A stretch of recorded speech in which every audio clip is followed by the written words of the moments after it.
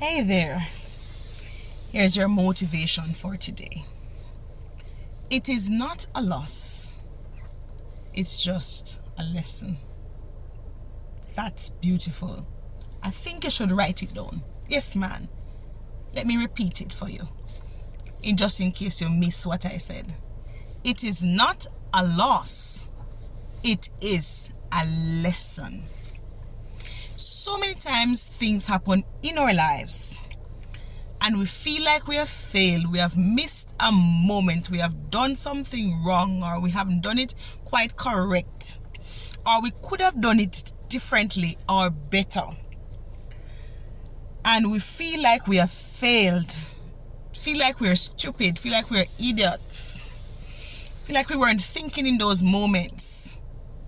And because we did not get gold and accomplish that which we had set out to accomplish, it makes us feel like losers. And sometimes we hold our head or we hit ourselves and we say, man, how could I have done that? How could I have said that? Or why didn't I not do that? Why didn't I not say that? Because it goes either way. And for days and weeks and months, you find that you keep beating up yourself, only to realize that the situation cannot change.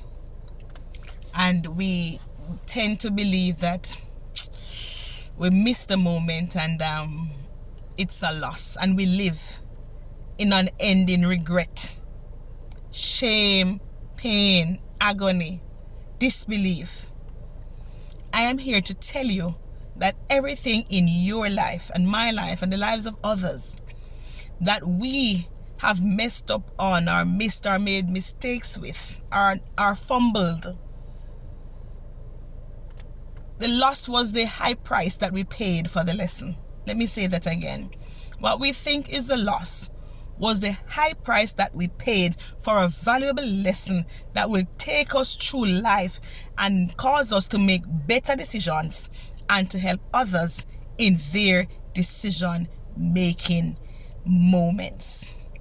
So don't count it a loss, count it a valuable lesson that you had to pay to learn and garner that experience that was necessary for you to garner, to grow and develop in the man and the woman and the boy and the girl that you need to develop into. It's those experiences that form our praise report, our testimonies. Those experiences what form the fabric in the stories of our lives. And those experiences tend at times to cause us to cry,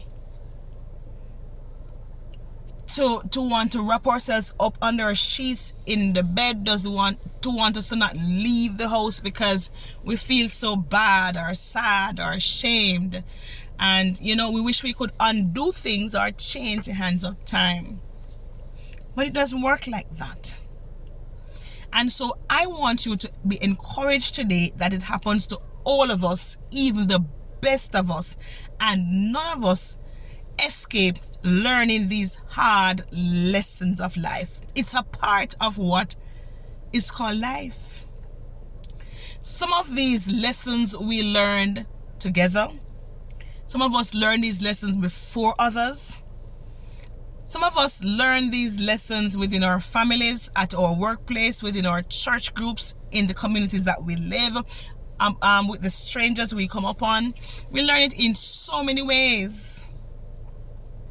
Some of these lessons may be bad investments, bad friendships, relationships, business deals, job opportunities, and all these things, job loss, if you will, make up these moments that we'd prefer to forget.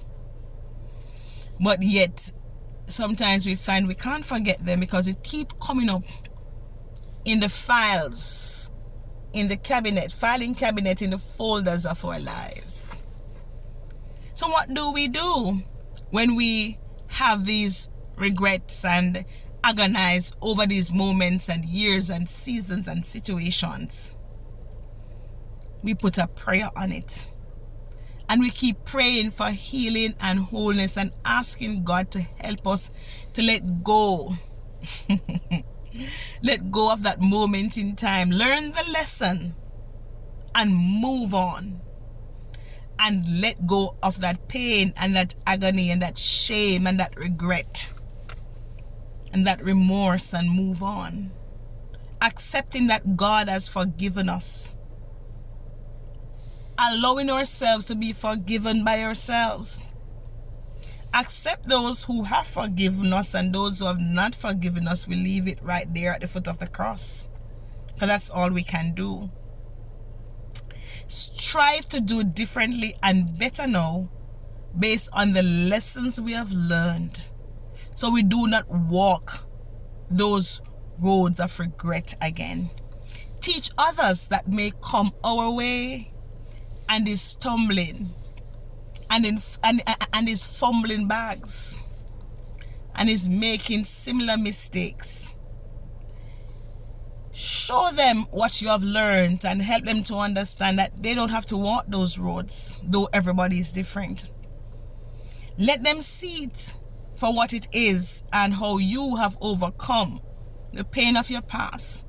And so be that angel, be that destiny helper, be that mentor, that coach, that counselor, that elder, that big brother, that big sister, that individual that may need your guidance, your direction.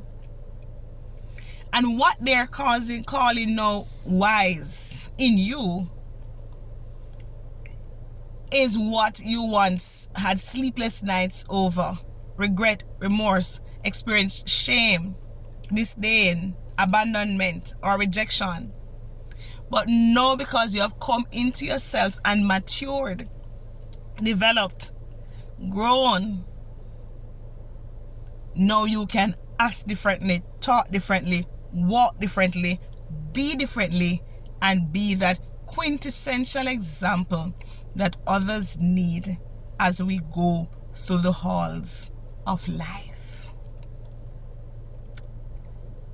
I encourage you today, don't give up in this life because you have made mistakes. We all do. I wish I could tell you that you would never, ever, ever make another mistake again in your whole life. But that's not true. Because as long as we live, we will have to take what is called calculated risk. As long as we live, we will have to walk through doors that we have never walked through before.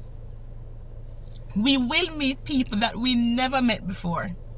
And as we age, we change, we grow, we become different. We let go, we shed some stuff, and we take on some stuff.